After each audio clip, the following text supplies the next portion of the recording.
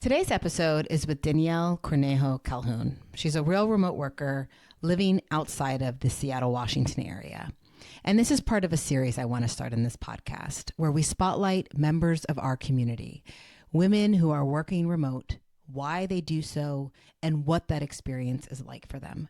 So much of us experience our remote work in isolation, and I believe there is power in shared experience and storytelling. Now, Danielle is going to share her story, but I'll preview it by saying that she started working remote because she has a disability. That was her why. And it's really empowering to hear her tell her story and share the courage it took and the fear she had when asking for what she needed, an accommodation of working remotely. This interview was recorded in December of 2024, 6 short yet very long weeks ago. It is now January 2025, and in listening back to this episode, it felt like I had pulled it out of a time capsule that now feels so far away from where we are today because the temperature has changed. We have seen RTO mandates in vicious force. We have seen the rollback of so many DEI programs. And even those words, diversity, equity, inclusion, remote, hybrid, flexible work, they feel toxic. In future episodes, I want to unpack this a little bit more, what we're seeing happening in the world right now. I am taking it all in. I am trying to process it and make sense of it, just like many of you, I'm sure. But I thought this was a good moment to start this spotlight and release this episode because we need to remind ourselves of why this work and this way of working matters. We need something to ground our stories in. There's power in truth. And we need to see our own humanity. When news drops of an organization requiring, or the federal government requiring people to come in 5 days a week, some people can make that work, but there are those who can't. And I think a lot about the people who now have to make some really tough choices as to how they're going to provide for their families or the sacrifices that they now need to make in order to get into the office 5 days a week.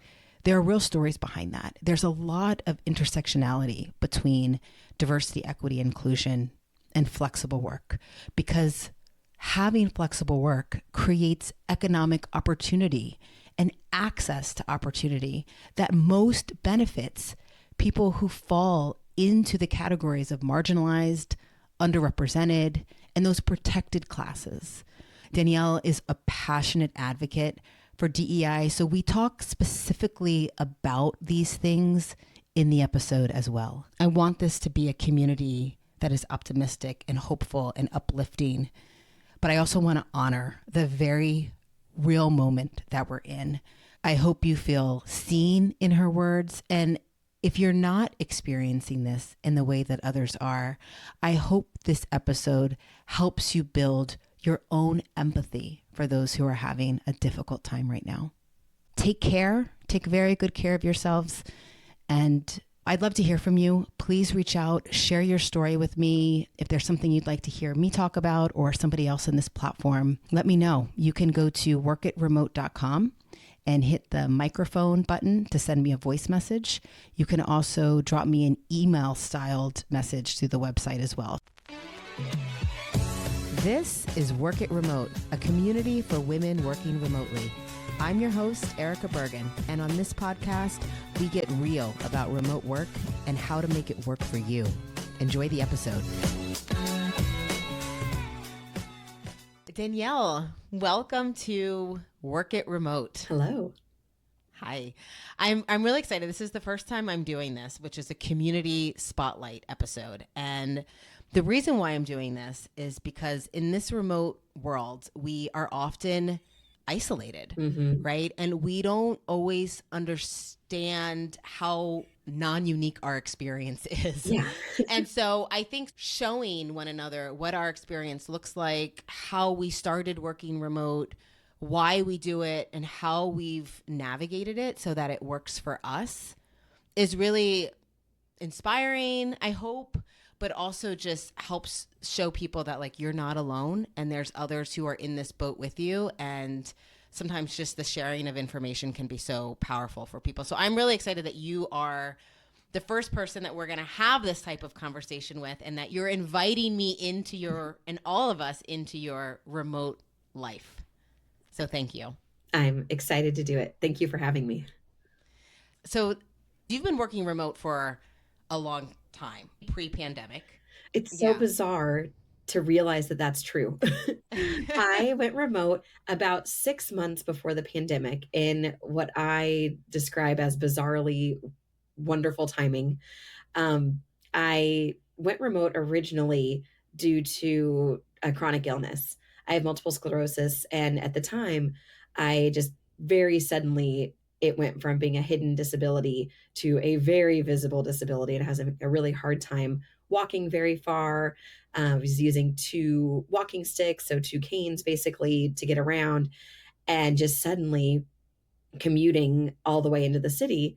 And I rode the ferry every day, and then I'd walk from the ferry building, and it was a lot of fun for a lot of years. But then suddenly, when you can't walk that easily, Mm-hmm. it's very hard. And I would be so exhausted by the time I actually got to the office. It took everything in me just to get to the office, let alone then have a full work day and then commute home Yeah. again. And so at the time, I requested a reasonable accommodation and said, can we make this work? I'd really like to work remotely. I don't know how long this will last, if I will come back. I don't know what this looks like with my body, but can we find a way to make this work? And luckily my company said yes. I don't know if I should say luckily. It's, they made the reasonable accommodation, as companies I think should. Required And by law. Yes. I still feel like I count myself lucky, maybe lucky that the law exists, lucky that we have the ADA. But all to say that, yeah, that was in 2019. And then the pandemic hit. And in that really weird way, I would never ever wish for a pandemic, but the one silver lining for me is that companies really saw that remote workers really do the work. I was really afraid that my days were numbered, or maybe I wouldn't be put on cool projects anymore because everyone else was in person vibing with each other. And here I am at home, which was not really the thing that people did in 2019 and before. Mm-hmm. And so, all to say that, yeah, now it's wild to think that we're, just starting 2025. And therefore, I guess I've been a remote worker for a long time. When you asked to go remote, did you understand that there was a protection in place, that you had this right to work remote? Because it's a brave step to have that conversation with an employer, Mhm. right? Whatever you're comfortable sharing, but what Yeah, was that like for absolutely. you? And how did you go about having that conversation? I mean, the truth is, it was terrifying. And I needed to have the conversation sooner than I did. I really sort of hit my last straw before I thought, I have to ask. I have to find a way to ask. And I mean, I was Googling, like wild, trying to figure out what is a reasonable accommodation. Is this reasonable? Googling the phrase like, is working remote a reasonable accommodation? And, trying to find sort of proof to myself that it was okay to ask. And I think what always tripped me up, and what probably trips a lot of people up, is that the language does say that, it has to be reasonable for the company to function with whatever you're requesting. So, for example, if my job was to literally lift huge, heavy boxes, then I'd have to find a whole new function if I said, well, I can't lift heavy boxes anymore. And it'd be kind of a different conversation. I thought that because my job, I work in public relations. And so for me, it seemed totally reasonable that I could theoretically do this remotely. And I was just so afraid that they might find some reason that they found logically, wouldn't work to do remotely, even though I knew it would. And I knew that even some people did work remote already, but I just was so afraid that somehow it wasn't going to be right for me. And so, yeah, I mean, I remember my heart was racing, my hands were sweating as I was sitting having the conversation with HR, and I was kind of doing everything I could to make them comfortable, Mm. huge smiles, just, trying to make it like everything's really okay. Just let me be remote. And, they were great about it. They were like, yeah, fill out this form and, you just need a doctor to sign off, but I'm sure that's not a problem. And let us know if there's anything we can do to support you. And, they were totally reasonable and kind and helpful and all the things you hope they would be.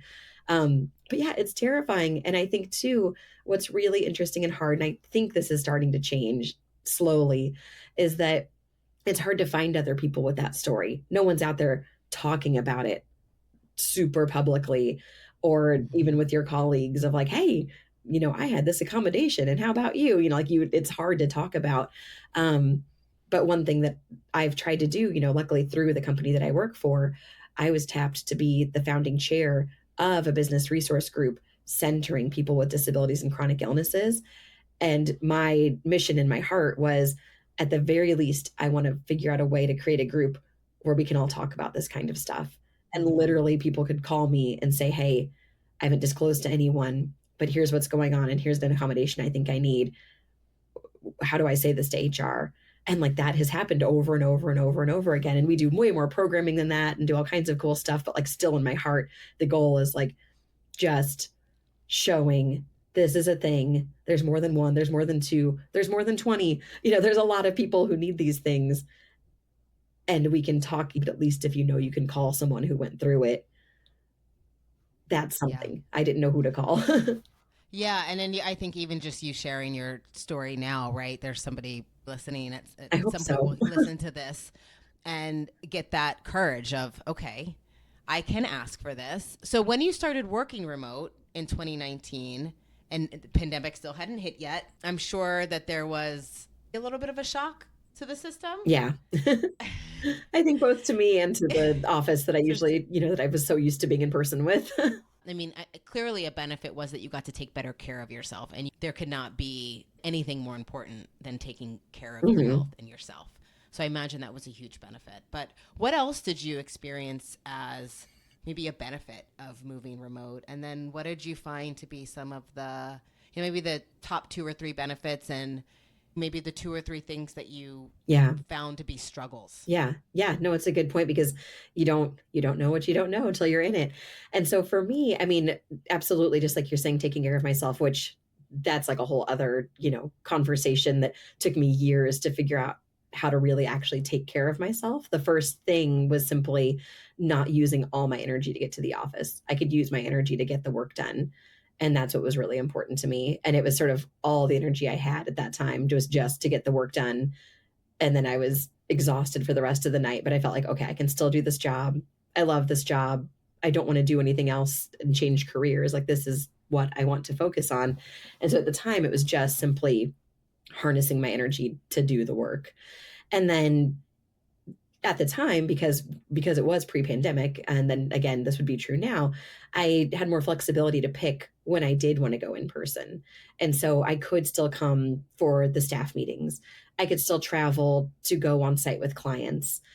And so I could really almost, I felt like I was like saving up my energy for those moments that I could really Mm-hmm. have the most impact and most meaningful conversations, rather than coming to the office just to sit on my computer all day anyway. And I was like, well, I've got my computer at home. I don't need to do this. So that was Right. one benefit, was really kind of understanding how to, I was starting to learn how to not only manage my time, but manage my energy. And that was a big change in concentration than I had before. And then the second benefit was just more time for myself, which, like I said, I had to really figure out what that meant in terms of caring for myself. But, I used to commute an hour and a half each way. And at the time, it was Ooh. really exciting. Like, I remember so vividly that first time riding the ferry into the city. And I was like, oh my gosh, like I got this job at this big agency I've always dreamt of working for. And I'm going to be in the heart of the city. And life is so great. And then after, many, many years of that, it's like, okay, but what could I do with 3 hours a day that's not like on a ferry and walking? And Right. so just being home, and I took up new hobbies, and I just spent time with my husband, and just anything you can think of. I watched a movie one day, and then I felt really guilty that I was like, oh my gosh, I watched a movie like on a weekday. On a Wednesday? Yeah, What? exactly. I was trying to get through that guilt, which seems so silly in a way. But you have this mindset that it's all about the commute and the work, and you should be busy from waking till sleep, just work, work, work. And trying to untangle that mindset took a long time. But it was an Mm-hmm. interesting and wonderful benefit once I started to realize that it's okay not to commute for 3 hours a day. I don't have to feel guilty about that. Yeah, and the city you're referring to is San Francisco. Yes. Oh, I'm referring to is San Francisco.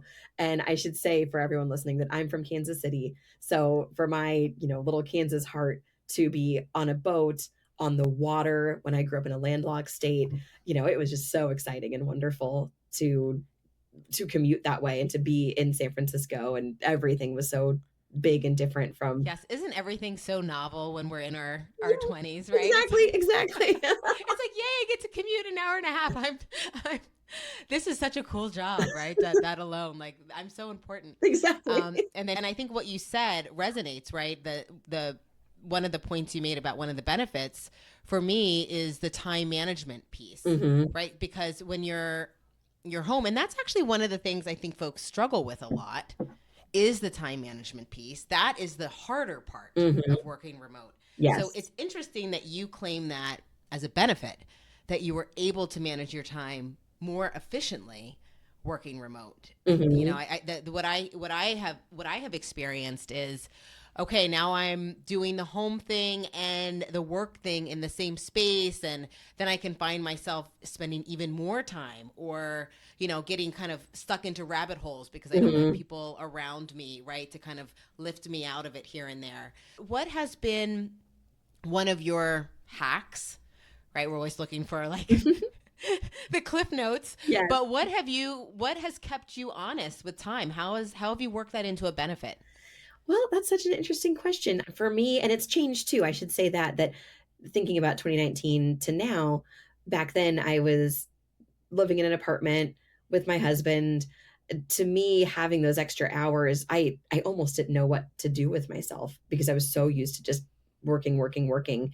And so I would really intentionally try to make myself step away and find something else to do. And again, there was a lot sort of to untangle there. But then fast forward to now, and now we're living in a house, which means I can actually dedicate a room to be my office, which not everyone has the extra space. But if you do, or if you can even create some kind of a space that feels like that's your office for that chunk of the day, that's really helped me feel like I've got a little bit of a separation. But now I've got two young kids. I've got a 3.5-year-old and a 10-month-old. And so to your point, finding that kind of differentiation, I feel like it's good and hard at the same time. For me, I come to my office and I close the door and I make it, very officey, if that makes sense. Like there's no kids' toys in here. The kids aren't allowed in here. And so I can just really focus, and my calendar is blocked out with all the specific projects I want to work on. But then the benefit is I block out a half an hour for lunch every day, and I go upstairs and have lunch with the kids as often as possible because I feel like I'm home. This is amazing. Like growing up, my dad was a stay-at-home dad, so we saw him all the time, but we didn't see my mom till she got off work every day. And so if I can have a culture in my house where my kids remember eating lunch with me every day, and it's not affecting the work. I did feel very guilty when I started doing this. It's like, oh geez, like am I allowed to take a half hour off to go eat lunch? Yes. And I even did that. I did that more in the office. Like we would go out together with colleagues and go eat lunch. It's like we forget those things, I think, when we're home, that like we used to walk to a coffee shop together and just brainstorm on a project. And now I feel so guilty if I drive to a coffee shop at like 2 p.m. And it's like, well, no, I think this is normal. And I used to do it a lot more.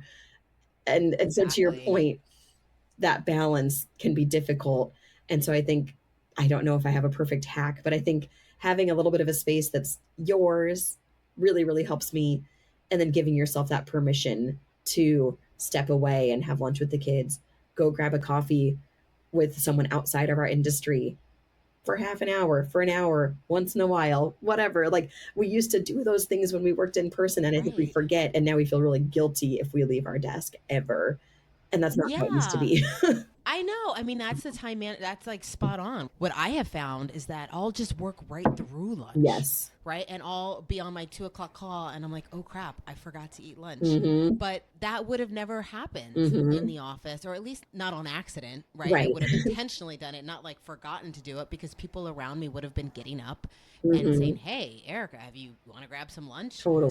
You're exactly right. We have to sort of make that time sacred for ourselves. And I love that you're able to also spend, not just take it for yourself, but also spend it with your kids.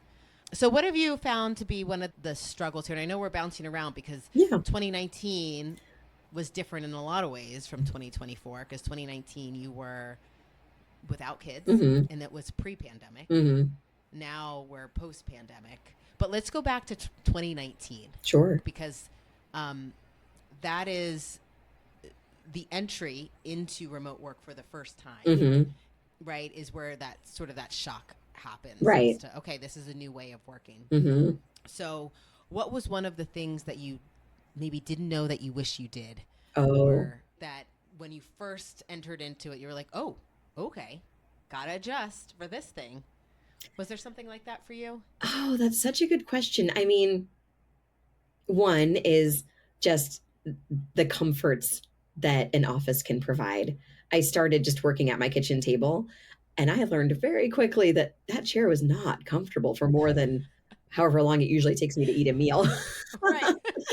And so things like that, figuring out a good way to sit, a good comfortable place at the time. This is sort of hardly relevant anymore, but at the time it was just really hard to follow conversations because everyone else would be in a conference room on a speakerphone with me dialing in, and to follow who was saying what and to feel comfortable with me jumping in as the little voice on the speaker trying to share an idea was hugely different, and I didn't see that coming. And I'd say that's one huge benefit of we're all on, Zoom or Teams or Google now, and even the people in the office are all usually on a screen either together or their individual screens, but the way that we've collaborated now is so different than 2019, where I just felt like an outsider. And I wonder if that might be similar even now. When people first go remote, you might feel a little bit like an outsider because you don't have that same sort of crew that you used to always hang out with or always have meetings with, or even just grabbing someone along the way to a meeting like, hey, we're brainstorming, do you want to come? Like, that doesn't happen in the same way, and you have to be intentional and think a little bit differently to either be included or intentionally include others into what you're doing. I found that to be true even post pandemic. Mm, I think most people are in either they're fully remote, and most of the people they work with are also remote, or they're more in a hybrid. But there are still many of us out there where we're remote, but our team is hybrid. mm-hmm. Yes. And so it is still of what you're saying is still true in that scenario, because most people are in the office a couple days a week together, but you are not. Right. And so you are a little bit of an outsider, and don't have to be. You just have to be really intentional and proactive in the way that you build connections Mm-hmm.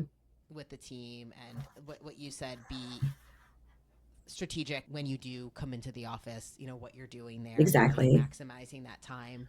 So when you were in that world, what did you find helpful to try to stay present with your team? At the time, I tried, I mean, one was that I did try to go in as often as I felt like, my body would let me. I'd already shared that it was a sort of a medical reason that I wasn't coming into the office as much. And so, at least for me at that time, coming in person, even if it was every other week, something where I could be in person and just sort of like remind people that I really do exist. But then, I think even now I'm just fully remote. And so I try really hard, just little things like sending people, we use Teams. And so I'll try to send a little Teams message with, hey, I saw this article, or I saw this, journalist just published this thing. And does anyone know what the next story is going to be about, or whatever the thing is, just to have my name pop up in a way that, Mm-hmm. almost imagining that it's like my face popping up next to your desk, Yeah. just trying to find reasons outside of the very formal weekly status check in or the big project that I'm going to email over. I'll try, it's not as often as if we were in person, but I'll try to sort of find a reason to connect with people. And I feel like that might sound so obvious, but I also feel like just having these little moments, and it works for me too, where I'll see people pop up even like in a kind of like a group chat sharing something seemingly unrelated to anything, but then it sparks an idea that we end up kind of running with on a project in the future. And so it's those little moments of sort of unexpected creativity that are harder, I think, to produce remotely, but we can kind of find those ways to create almost the new version of what that looks like. It is hard and it's just different. I mean, that's just the truth. I think it's just different rather than trying to almost recreate the ecosystem I used to have. I really, for myself at least, see it as like very different worlds that I inhabit. And in a way that can almost be seen as exciting. It's like, oh, that job I used to have and that job I have now, even though it's the same company, it's the same job, but just a different, like looking at as a new way of working makes it a little bit more exciting than thinking about the things that we've lost. We didn't share how we've known each other. We've known each other since I A don't know how long long time. ago it was now. It's been a long time. Sure. Yeah, it's probably been 10 years since we met, but then maybe 6 since we've worked together. But since then, your career has just really blossomed. I mean, you've been able to take on different challenges and Mhm. move into different roles. Now you're fully remote, as you've mentioned. So you've been really successful in navigating your career and continuing to do the type of work that challenges you, but also work that you really love. And I think Mhm. that's the dream for most people, right? Like I want to be able to have it all. I want to be able to work in the way that works for me and my body and my life, and also be doing work that I love and not feel like Yes. I'm settling in Yes. the work. So, what advice do you have for folks who are struggling to find that balance between having what they need in their life Hmm. and what they want in their work? First, thank you for describing me that way because it's, I feel like it's one of those things where you can look back and you very clearly see all the stepping stones and say, oh, yes, I have built my career and look how easy and successful it was, like, but it's like a myth. I think that for me, I mean, the career changes and steps and evolutions that I've gotten to do were really rooted in a lot of what's happening in the world and then where I personally wanted to go. So, for example, 2020, I was furloughed. I started thinking about like, do I want to continue in the career that I currently have?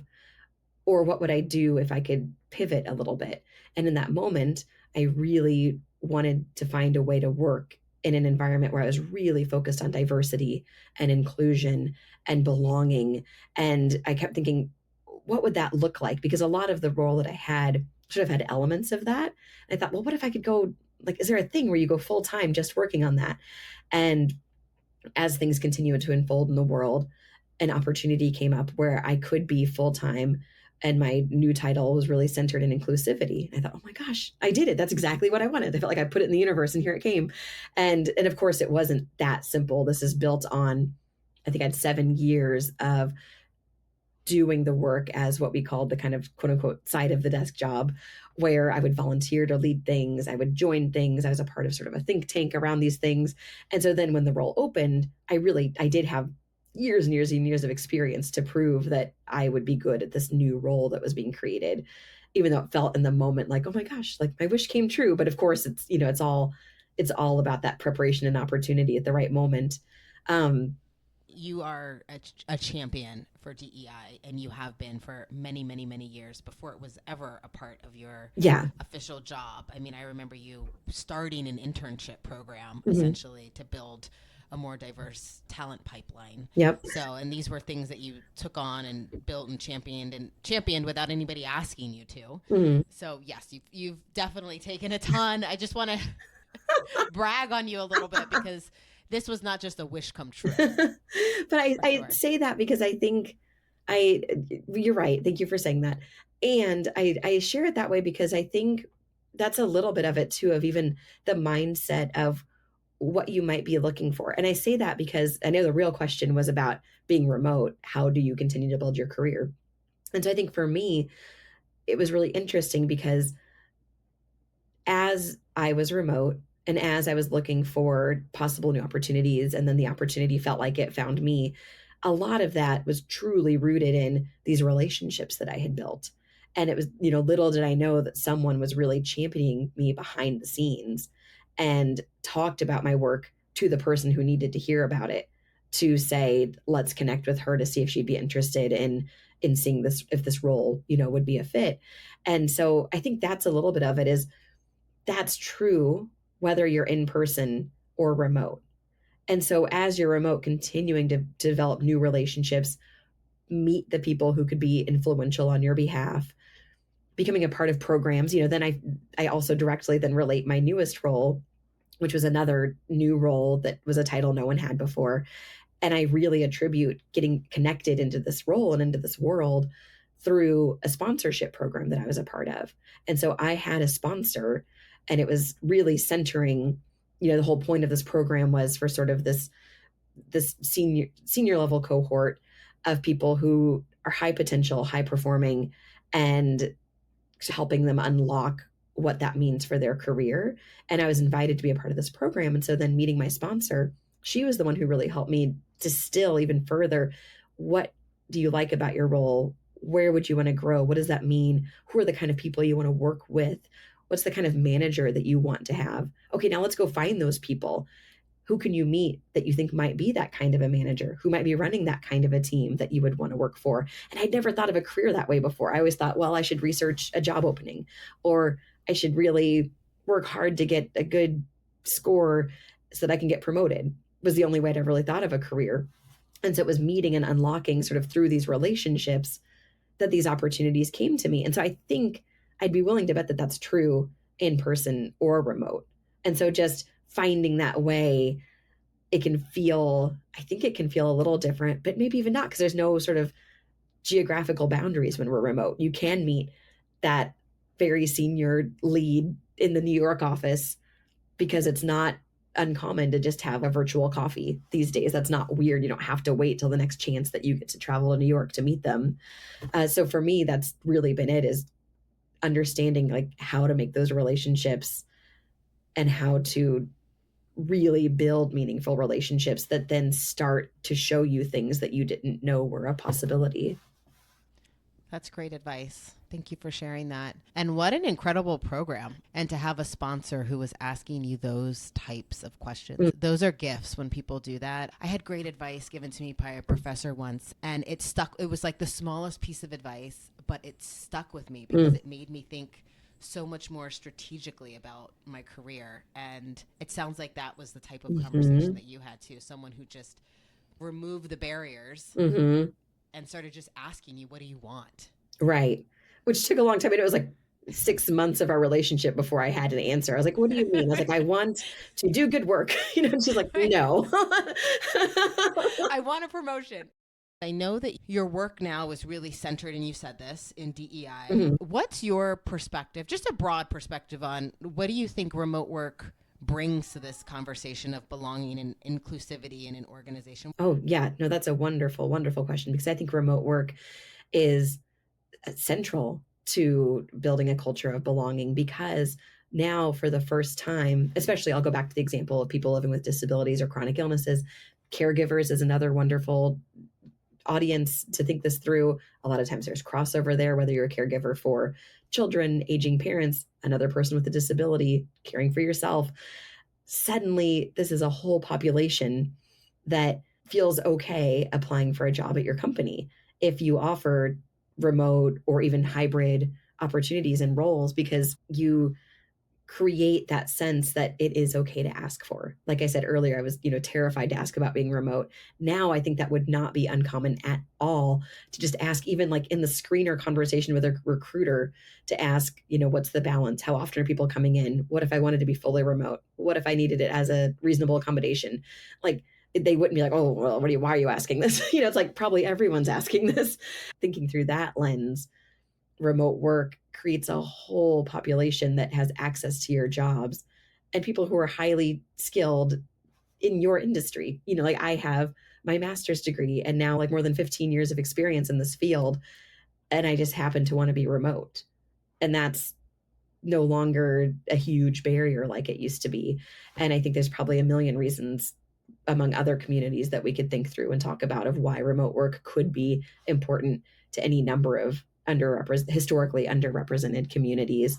And I think it's really central to any sort of DEI mission or actual engagement of how you're trying to bring this to life for your company. I'm glad you said that. And I also feel like there's the reverse culture benefit too, right? Where when you're in close physical proximity to people, there can tend to start to be a group think that happens. And it's just natural for Yeah. people who are just around each other a lot, right? And so that remote worker who's part of the team and part of the culture and just as invested in the work isn't going to fall into those same kind of biases. So yes, you can tap in to the best talent and all different types of abilities and all different types of geographies. And then you also just get a fresh look on your culture. And it's like another way to hold the culture accountable. Yes. Right? Because if it's not working for everyone, if it's only working for the people who are physically next to each other, then chances are is that there's something broken Right. in the culture. Yes. Yes, exactly. I really like that perspective.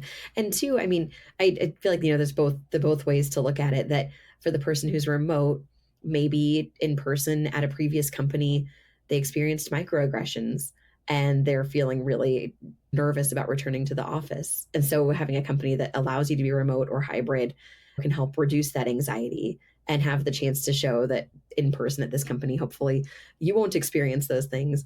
But then also I feel like it's easy to look at it only through the lens of the things we need to sort of mitigate for. But I think what you just said is also spot on, that the truth is that it's hugely expansive for business to have the different minds and different opinions of the people who, for whatever reason, may want to be remote. And they can bring the ideas and their own culture or their own data or whatever it is that then expands the business and becomes new business opportunities, or becomes the insight that allows the thing to reach more people, or whatever your company does. I think that's the truth, like rather than just looking at it through the lens of how do we make sure everyone's okay, which we should do, that's the foundation. But then the truth is, if you need the business reason for it, that it's wildly expansive for business. And I think that there's tons of proof that you can create more or win more business or whatever the thing is that your company does. Having the people who just happen to want or need to be remote really builds that up, and excluding them, doesn't do you any favors. Yeah. I mean, especially if they reflect the people you serve. Exactly. The last point I want to make is, I think the heart, it's kind of like, if I could leave one thing for people working remotely, we talked about so many things of try to go in or try to send a Teams chat, whatever. I think the truth is, find whatever brings you energy in trying to reconnect with whatever that means, of the sort of in-person element or the connection element. And I say that because I just got back from a conference, which was the first time traveling in a long time since I had the second baby. It was a whole thing. But while I was there, I mean, I just want to say that meeting a lot of my teammates in real life who I'd never met before, and just sitting and chatting about strategy over lunch. And it wasn't even a formal strategy. We sort of happened to talk about well, what about this and what about that? And then chatting with someone, there was an award ceremony. And so afterward, it was literally after midnight, and we were sitting sharing big ideas for our company. And then we had to laugh, and we're like, oh my gosh, it's midnight. But it had this energy about it that I was like, yeah, I miss people sometimes. And so for me, that my aha moment was, well, what if I traveled once a year, whether it was through this conference or if we created a meeting just for us to sit down and talk about strategy? I feel so energized and excited by that. And so whatever that is for you, because some people listening, going to a conference might be physically not possible, or for, a million reasons that might not be their thing. But find what your thing is that kind of gives you that feeling of oh yeah, I've got new life again in this job. And then just keep finding those things. And that's all you really have to do. Yeah, I love that. There are sometimes we get stuck in ruts, right? Mm-hmm. Especially in remote work when we're not socializing the way that some of us are designed to do. Right. And those little bursts of energy and following that is something to remember. Let me ask you, because we didn't touch on this. You're a mom of 2 small kids. Mm-hmm. So how has that changed your, I mean, this is like a whole nother conversation because there's so much when it comes to having Mm-hmm. kids and being remote. And you've given us a glimpse into how how you've set aside some time during your day to enjoy your lunch with them. What else have you found to be, what are some of your maybe two or three learnings that you've had along the way as you've welcomed very recently your second baby into your family? Yeah. Well, one thing I want to say for anyone who needs to hear this, it's okay to have a nanny. And that might sound ridiculous to those of you who already agree with that. But I don't know why I had it in my head of like, well, who am I to have a nanny? Like, don't like rich people have nannies? I don't know. Anyway, get that out of your head. We found a way to afford someone who comes to our house and helps us. And that's what really unlocked that. Like, that's why I get to go have lunch with them, because we have care in our house, and it's magical and fabulous that I get to be around them without myself being their primary caretaker. And there was so much guilt around that for me that I just want to say that in case anyone needs to hear it. If you're thinking about getting a nanny, do it. I strongly encourage it. It's worked really well for us.